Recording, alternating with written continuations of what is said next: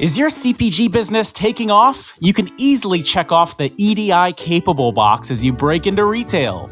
SPS Commerce is your gateway to retail growth. With over 1 million existing trading connections and counting, you get instant access to the largest network of up-to-date, mapped EDI connections to retailers, distributors, 3PLs, brokers, and other supply chain partners without doing any of the heavy lifting yourself. With over 20 years of experience, SPS Commerce is the partner you can trust to get you up and running quickly and be there to scale with you as you grow.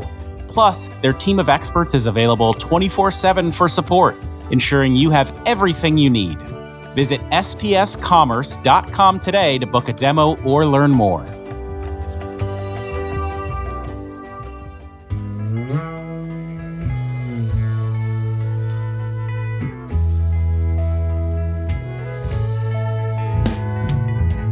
When I went to the doctor, they said, okay, you're pretty much going to have to be on this medication for the rest of your life. And there's 50-50 chance that you're going to go blind, which is not a great proposition for anybody. So I'm like, I think I'm good. I'm not going to do that. And so we went through this health journey and we looked, we did our own research. What can we do from a health and lifestyle perspective? And we decided to start with food. There's a lot that comes with our food of, how it impacts inflammation in your body. So we decided to go gluten-free, dairy-free. We cut out sugar, and we went plant-based for about 3.5 years. And as people with sweet tooth, so, we always wanted to have that treat after our coffee in the afternoon or after dinner. We found out it was really difficult shopping down the grocery aisles to look for alternatives to the conventional treats out there.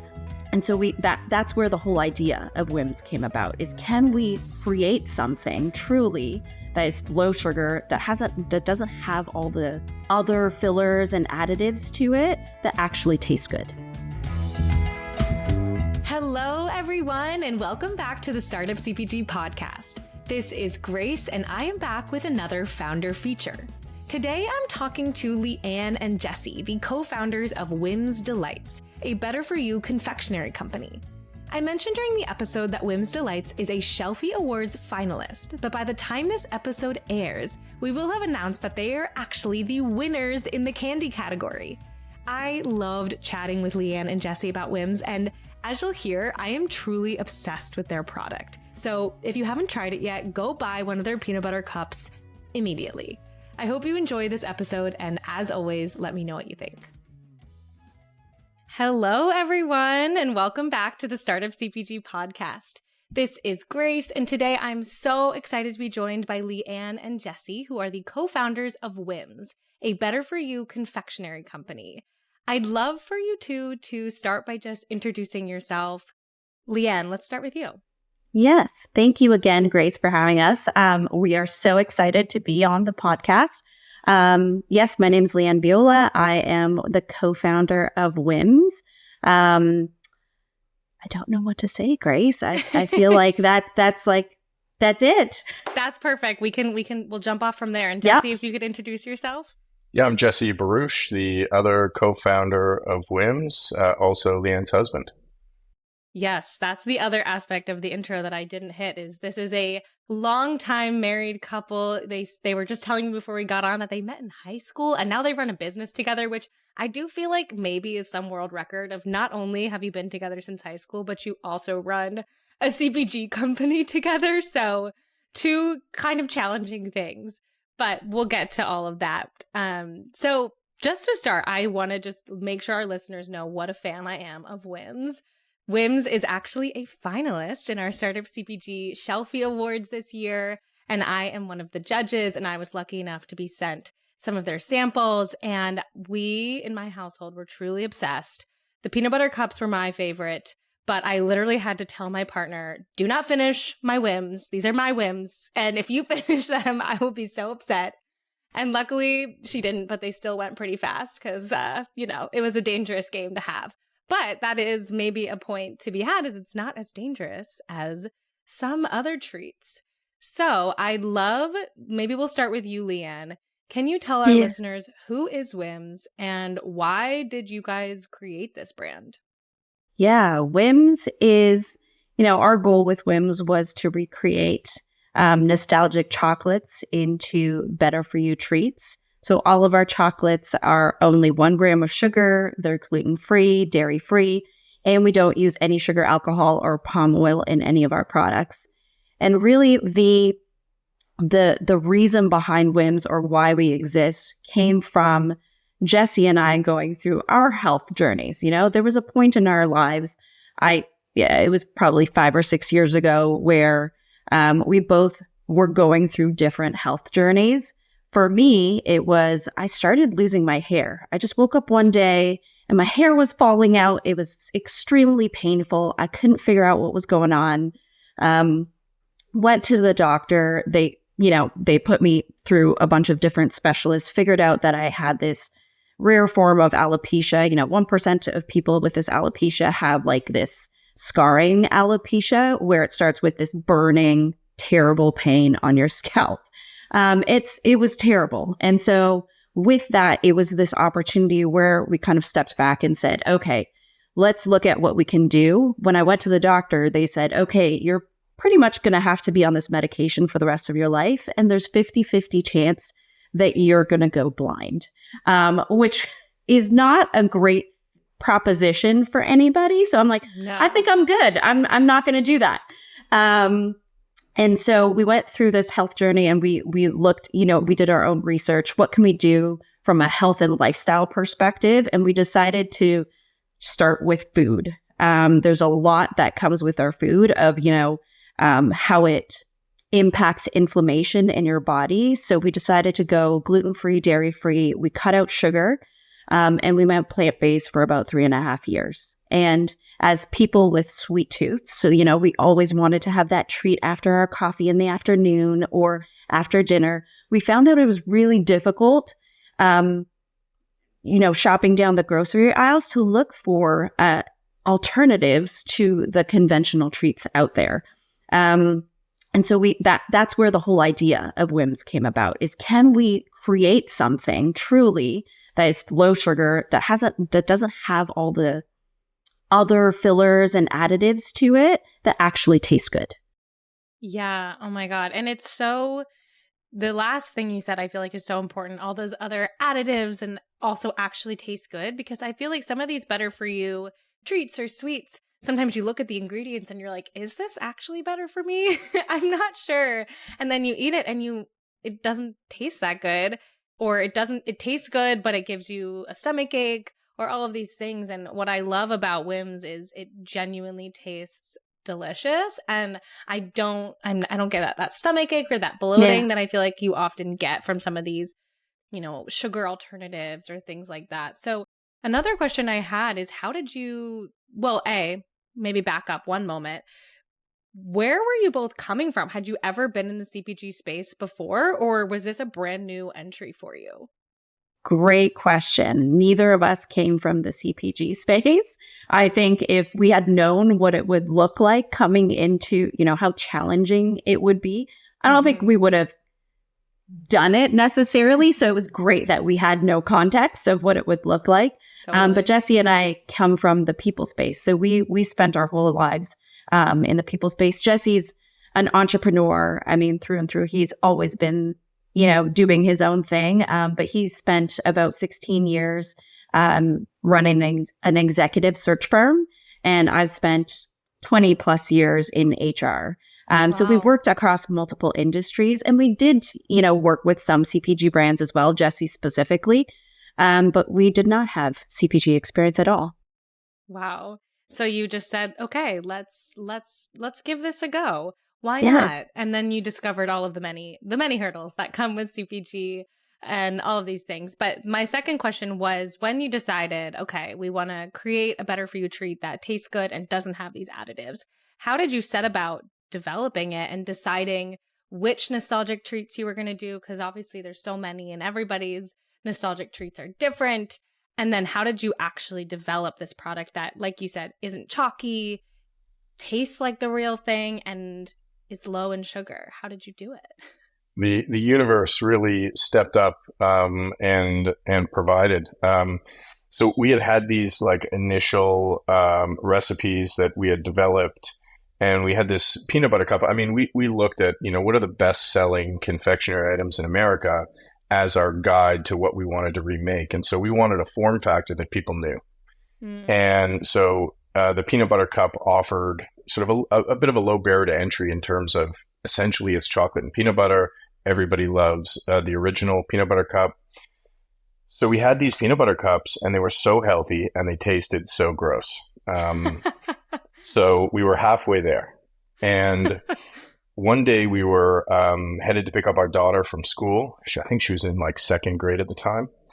And it was early in the school year. We went to pick her up, and there were tons of parents hanging out. So it was this event that we didn't actually know about somehow.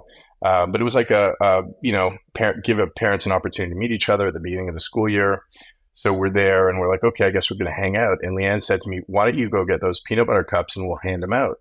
And I thought, gosh, I knew what kind of feedback we were going to get, but like a good husband, I listened to my wife and went home, got those peanut butter cups, and we started handing them out.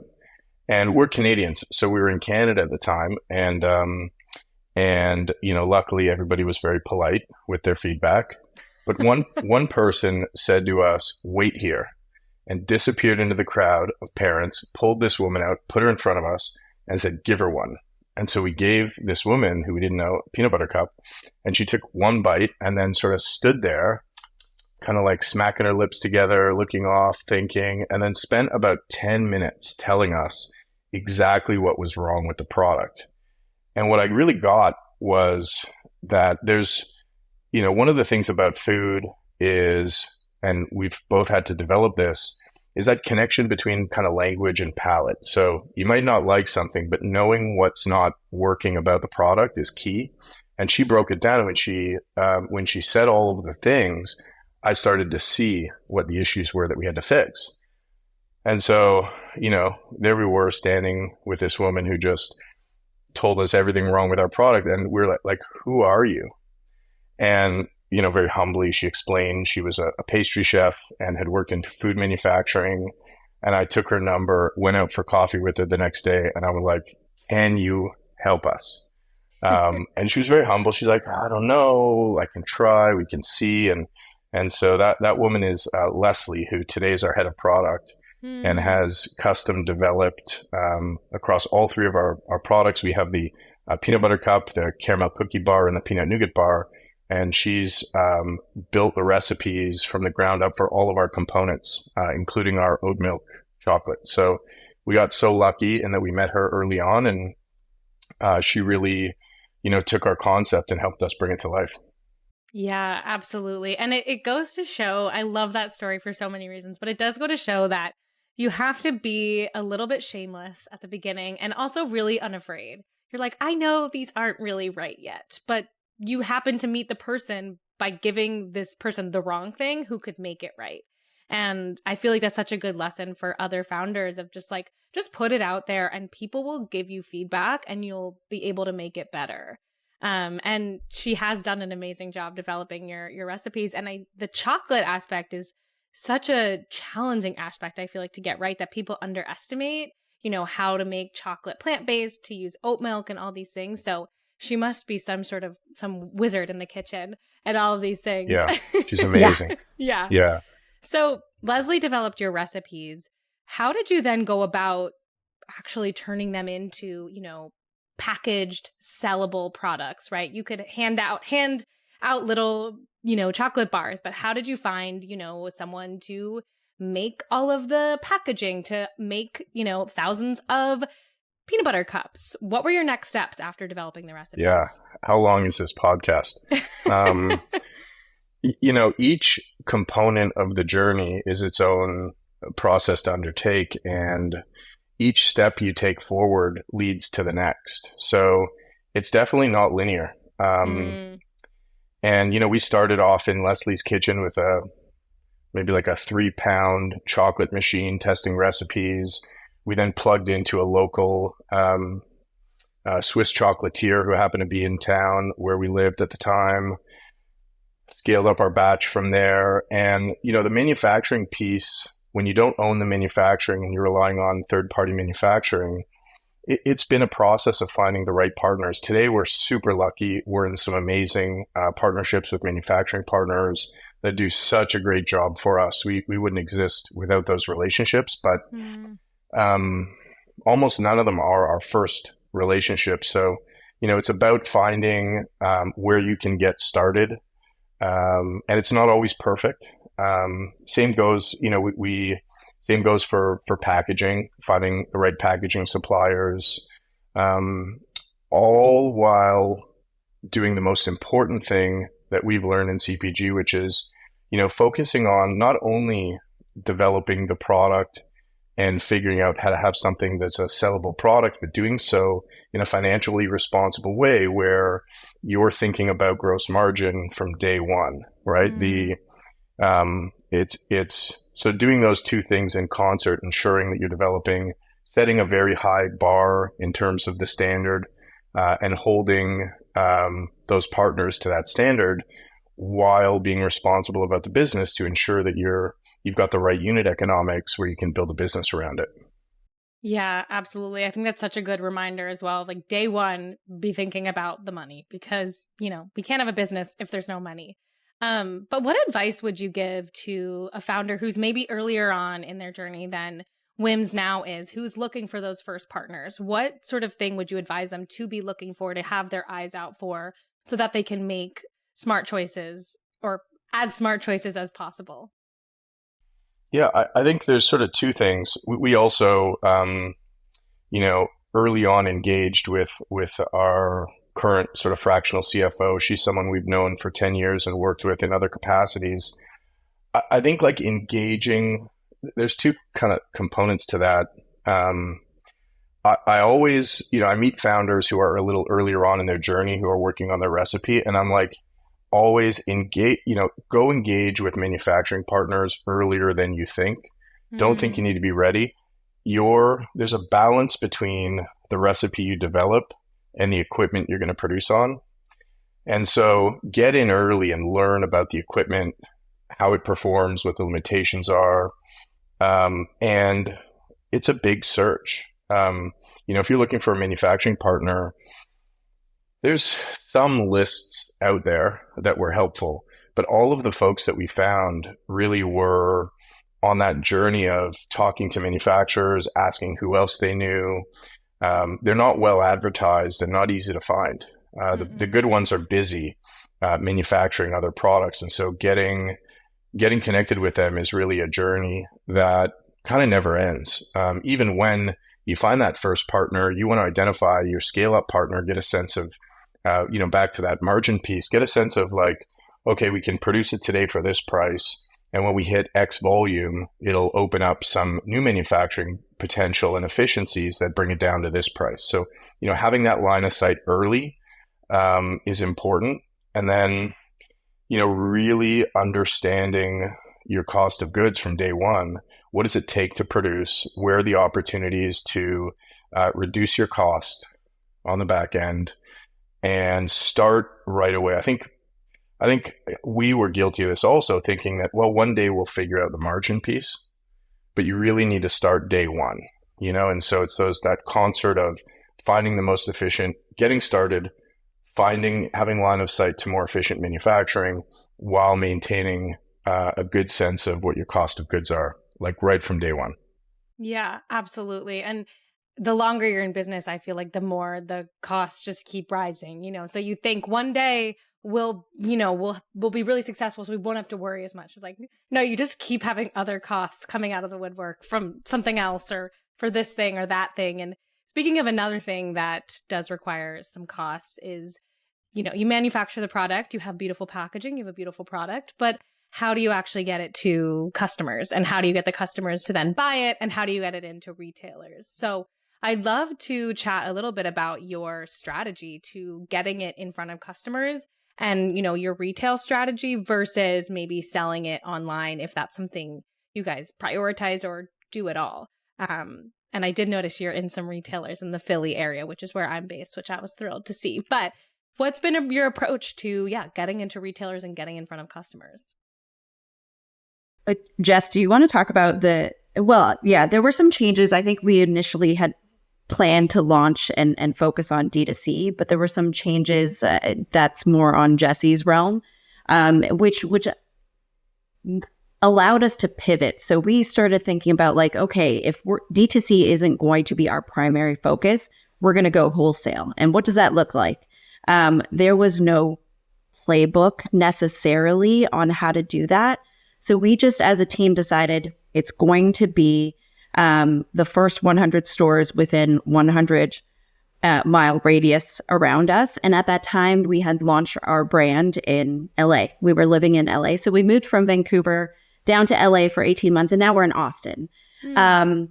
So it's just like our local cafes, our stores, let's walk them in. Let's talk to them about the brand. Let's get feedback in the moment. And it was such a great experience for us because that's where we were able to see the interaction with the product, the excitement around the chocolate. So that was our strategy. It was just walk it into as many stores as possible, have that conversation. Who do we need to talk to, connect with the buyer if there's a buyer there. And then as we slowly started to expand, it was like, how do we do that at scale across the US? And it was just us reaching out, trying to connect with as many people, sharing about the brand. And that's really been how we've approached it. It's really just that. It was even smaller at the beginning. It was like 5 stores, 5 miles from our house, first 100 customers. And then it was, 10 stores. And then we set a goal of like, let's open up 20 new stores a month. And I think the important thing there for new founders is what that allows you to do is it allows you to go get on shelf in close proximity to where you live, go demo at those stores. I mean, every weekend we would do 2-3 demos and meet the customer, give them the product. I remember being so nervous in those early demos of like handing people samples like, oh my God, are they going to like it? You don't know, right? You've been off in a corner developing this recipe and everybody around you is like, this is really good. And now the real test is a stranger who you've never met going to try your product and then pick it up and buy it. And so, you need that as a founder. You need to go through that journey of meeting your first 100 customers face to face. So it was like super small at the beginning. It's like, can we get on shelf in 5 stores? Yeah, Mm-hmm. Totally. And I noticed too, just even looking at where you guys were located in my areas, it seems like you still are in a lot of these smaller stores, like natural food stores. You're actually in my hometown natural food stores that my mother used to take me to when I was sick, So I'll have to go back there and see WHIMS. But can you talk a little bit about that? Because obviously you're based in Austin, Philly's across the country, but it seems like you're still in a lot of these smaller stores. So can you talk a little bit about how you've approached, even just expanding beyond that 100-mile radius? Yeah, I think it's twofold. When we started small and started expanding, we did have that goal of 20 stores per month. Let's just do that. And let's just see where we end up. And we focused a lot on California and New York specifically in the early days. And now being in Austin, of course, we're in a few Austin stores as well. We found that over time that people have actually, as we started doing outreach, people will refer you to other retailers, or, someone else will see you at a retailer that's currently carrying WHIMS, and they'll reach out and say, hey, I saw you at this store. Can you send me some information? Can we try some samples? So it became like this us reaching out, but also it became like this organic thing that started happening around WHIMS and our brand that we got really excited about. We're like, wow, people saw us there. So I think it's just getting your brand out there, constantly talking to people, sharing with as many people as you can. That's really been how we've grown in some of these other areas. And we've been so lucky that we have really great partnerships with like Fair and Air Goods and some of these platforms that have allowed us to get in front of other retailers that we might not have otherwise gotten in front of. We'll be right back. Are you paying a ton in shipping to send out products, samples, and whatever else? The fees really add up, but lucky for you, we now have a partner that gets you access to the discounted shipping rates that are usually only available to those big companies. I worked with them for my last beverage brand, and I can tell you they definitely got us savings. Whether you're sending overnight samples, fulfilling e-commerce orders, or even a 40-foot ocean container, our partner, Enterprise Purchasing Group, or EPG, has got you covered. There are a bunch of free benefits you can get by signing up with them. You can get up to an 86% discount on small parcel shipments from UPS, DHL Express, UPS, and more. You get really competitive LTL and FTL rates through UPS. You get discounted spot and fixed ocean rates through Flexport and Maersk. You get exclusive air freights, and you also get preferential terms with supply chain financing. All you need to do is reach out to Francis Agas. His email is francis, Francis, at enterprisepurchasing.com. Mention the Startup CPG discount and take advantage of those savings. Good luck, everybody, and happy shipping. And now, back to the show.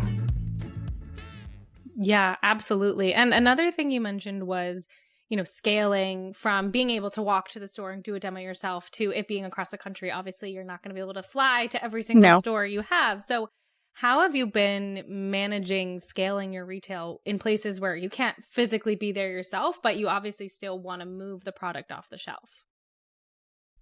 Yeah, we there's a couple of pieces. Just one I want to share, which is fun. Like I remember in our old house in LA, Leanne's office, behind her was a wall of cases of our first product, and it used to be my job to pick, pack, and ship.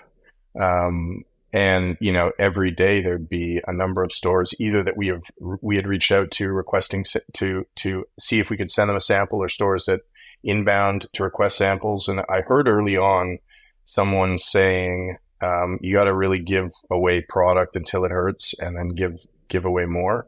And so we had this idea that, like, look, it's really like, if you think of the sales process, it's not about getting on shelf. I mean, ultimately it is, but it's a sequence of events, and the focusing on getting your sample into someone's hand as the goal, not getting on shelf as the goal, was really our sales strategy. So it's like, how do we get a pouch in someone's hands? And so the outreach was focused on, can I send you a sample, as opposed to, hey, trying to give them all the information. Of course, we'd send our sell sheets and we'd want to land on shelf, but we wanted to let the product do the heavy lifting, and we knew that if we could get them a sample. And so it took a little pressure off us, off the store. They didn't need them. The only decision they had to make was, did they want to try? And so I think that first step was key. And then, doing the fulfillment ourselves so that we learned what good looked like before going out to a third party to help us. Yeah. And I would say we also did, as much as possible, we would try to maintain really close relationships with those retailers. So as they had events or moments that they were activating internally for their store, we would want to participate. So we would send like free product to them so that they can sample it out to people as part of their event. And that was a way that we wanted to support them to get other people to trial the product without them having to do any heavy lifting. So, as much as possible, creating really solid relationships with them and finding ways that we could support them in what they were up to. Yeah, absolutely. No, that makes so much sense. And letting the product speak for itself, I do feel like, is so powerful in CPG, because there are so many products out there. But at the end of the day, if something tastes really good, it's really good. And that's what we want. We want something that tastes really good. And that's the most important thing to retailers and to consumers like myself, us lowly consumers. But it is the most important thing. So another thing, thinking of this retail expansion, we were just speaking about the fact that you guys are going to be exhibiting at Expo West 2025 in the Startup CPG section, which is so, so exciting. But what are you looking forward to in that sort of step into a bigger arena of buyers? And obviously there's just thousands of people at Expo West. How are you it's still obviously, half a year away, but how are you gearing up to be in conversation with potentially larger retailers, larger distributors, things like that? How are you gearing up for that? Jess, do you want to take this one? Yeah. We've always thought about expansion and retail partnerships as like the right retailer at the right time. For us, that decision to go, focus on independence first and build a really good base of independent stores where we could have relationships with, we could distribute ourselves. So, we're in just over 600 stores today. We have one sort of large distributor partner for an airport chain. We're in WH Smith in about 50 airports, and we have a distribution partner. But most of the other stores we self-distribute to. So we have 2 3PLs, one on the West Coast, one on the East Coast. So we self-distribute today. I think, I was on the phone this morning with a friend of mine at a brand who did a different strategy when they launched, and they went, national broadline distribution first. And we were talking about the difference in profitability of doing it that way. And, it's super exciting to think about distribution and number of doors, but you can get yourself in some trouble going too big too fast. And so, for us, Expo is an opportunity to get our product in front of new buyers, new distribution partners, and really evaluate, what opportunity we're able to potentially unlock. Like, we spreadsheet out every new retail distribution opportunity, really understanding, gross margins, billbacks, free fills, like what we do a mini P&L for every potential distribution opportunity, and have said no to some, pretty big and exciting ones. So, I think Expo for us is about, building relationships, meeting the retailers, introducing our product. And, we're here with a long-term view. So it's not about, gosh, I wonder how many doors we can get at Expo. It's really for us an opportunity to, keep building relationships, expand that relationship network so that when it's the right time, we've been in contact already, we built that relationship, and we've explored, what does distribution look like? And then when we're ready, be able to already have been in relationship with those folks. So, we think about this as just one big community within CPG. And this is a chance to get out and be in the community, meet our people, introduce ourselves with a long-term view of when the time is right, either for them or for us, and things come together, we're already sort of in relationship. We'll be right back. Hola, amigos. About 4 years ago, I got a message from a designer in Colombia who said she'd like to work with Startup CPG to build her reputation in the US. I couldn't believe how affordable her pricing was, and the quality looked top-notch. I started work with them for Startup CPG, and then a bunch of my other CPG projects as well. Fast forward to today, they are the most beloved agency in our Startup CPG community. They've got dozens of happy customers like Prickly and so many more. I recommend them to absolutely anybody who will listen because the combo of top-notch quality and very reasonable pricing is exactly what you want as a startup brand. You can hire them for branding, packaging, your website, or they actually have an awesome startup package that will do all three. If you want to learn more, email them at startupcpg@wagondesignstudio.com or check the show notes. You could also post on our Slack for feedback and just be overwhelmed by how many people want to sing their praises. Gracias, Wagon! And now, back to the show. Yeah, absolutely. And I love what you said about thinking of it like just being in community, and Expo West is just a larger opportunity to be in the huge community that is CPG. And it's definitely felt when you're there that it's such a beautiful community of people, and so many people who are so excited about what WHIMS is doing, what every brand is doing, and it's really fun. And I love that approach and that way of thinking about it, and probably will make it more fun for you as well, as if it's not as like, we must get XYZ retailer by the end of Expo West, because things take time, unfortunately. Yeah. But another, sorry, Leanne, were you going to say something? No, I was just going to say, we feel so honored that we get to participate in Expo West in this way because of the opportunity through Startup CPG. Like it's incredible. We walked Expo the last 2 years, and we felt the community and the thing that you just talked about, like that energy. And we're so thrilled that we get to participate this year in a different way. So yeah, we're really excited. Yes, absolutely. That was actually the first time I ever tried WHIMS, was when you guys came walking through our section in 2024, and you were just handing out samples left and right, which, like you said, hand out samples till it hurts, and then hand out more. And we took them, and I was like, oh my God, this is so good. So that was my first time, but excited to have you guys in the section. And it is a really fun section, I will say, not to toot our own horn, but we have a good time in the Startup CPG section, and we bring a lot of buyers around and really try to make it worthwhile for all the brands, because we do know it's such a big investment and on your time, on your money, on your energy to attend a trade show. So we try to make it as fun and as fruitful as possible for everybody. But another thing I wanted to ask about, which is maybe a slight pivot away from the nitty-gritty operations side, but as we mentioned at the top of the show, you guys are a married couple. You have a family.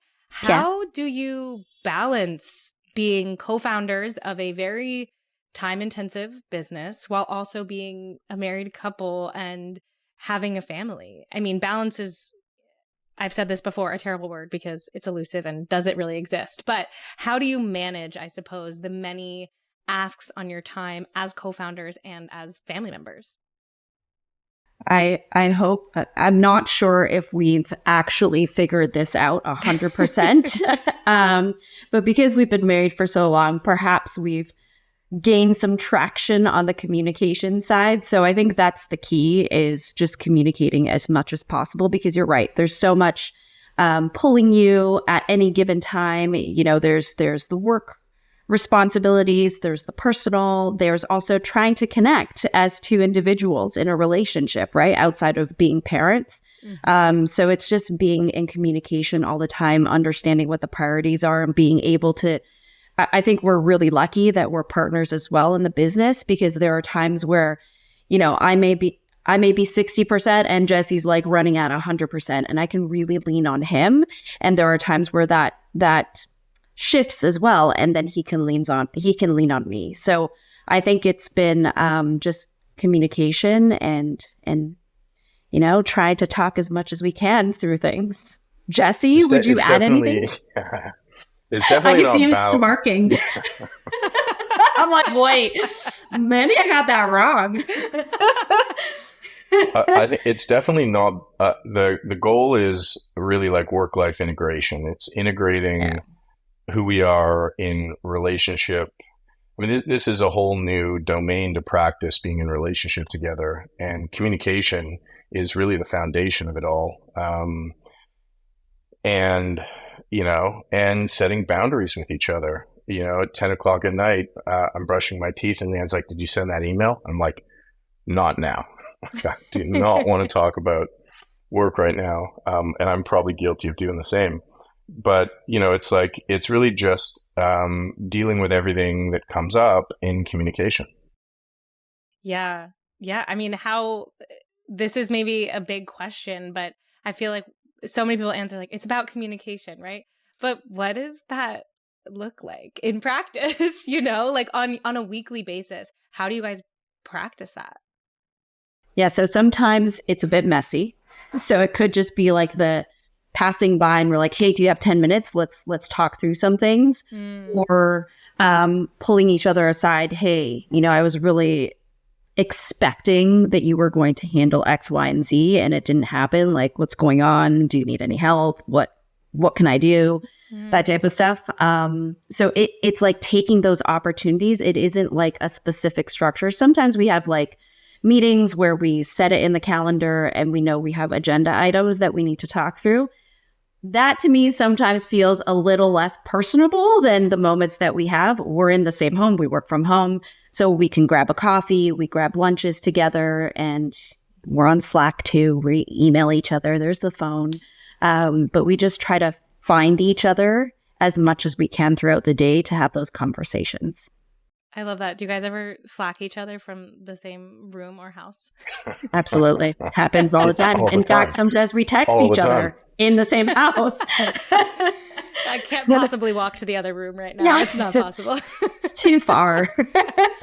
No, that's... I also think that like communication is not just about, I think the definition of communication is connection. And, maintaining connection in the whirlwind of work, regardless of the industry or what you're doing, whether it's being connected, Leanne and I, with members of our team, ultimately all work happens out of that connection. And it's easy to get real transactional. And when you're in transaction, you're not in connection. And so, finding each other, listening, like what's going on for you, and then actually listening. Leanne reminds me frequently that sometimes she's not looking for me to help. She's just looking for me to listen, and I think that out of getting each other, out of being gotten, out of being heard, I think that's where really connection comes from. And then you can deal with whatever there is to deal with. So I think that's a practice. I don't think we've perfected that, but it's something we work on, every day. Yeah. And it's something you've been practicing for 28 years, you said, of marriage?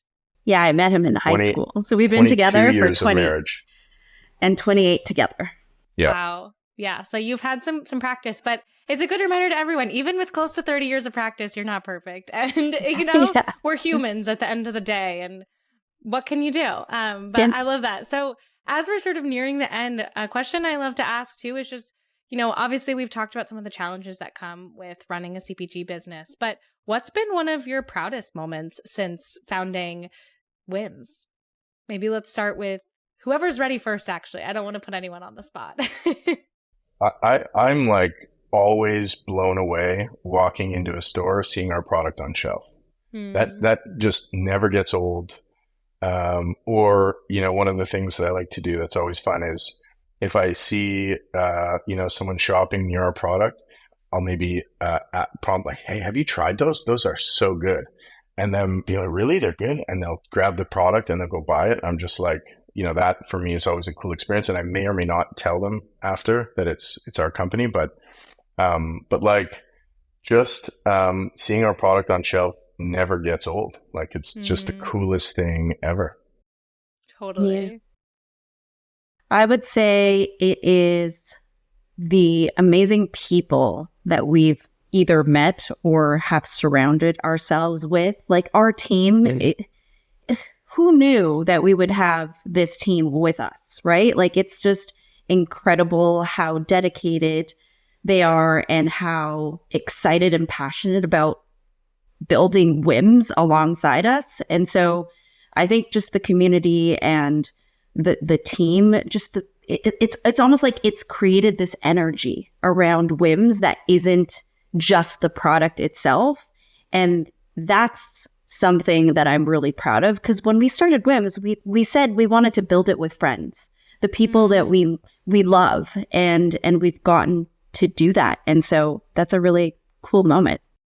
Totally. I love that goal as well. Just doing it with friends. And again, like we said, it can be really hard, but being able to do it with people that you have fun with and that, have fun with you makes it a lot easier. Absolutely. So my last and final question is just, where can people learn more about WHIMS? Where can people find WHIMS and follow along with your journey?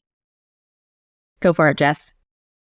Our Instagram, Leanne and I try to really let people see like our story, who we are, what our journey looks like, where we are in the world. We try to really highlight our community there, the stores who carry our products, the people who work behind the scenes, our team, like Leanne said. And so probably our social is a great place to go and learn more about us. And we have a store locator on our website that's almost up to date. It'll be up to date by the time we air. Follow along on the journey on social. Perfect. I love it. And Yeah, it was such a pleasure to talk to you both and learn more about WHIMS and your story. And I can't wait to see where WHIMS goes next. Thank you so much for having us. Thank you. Yeah.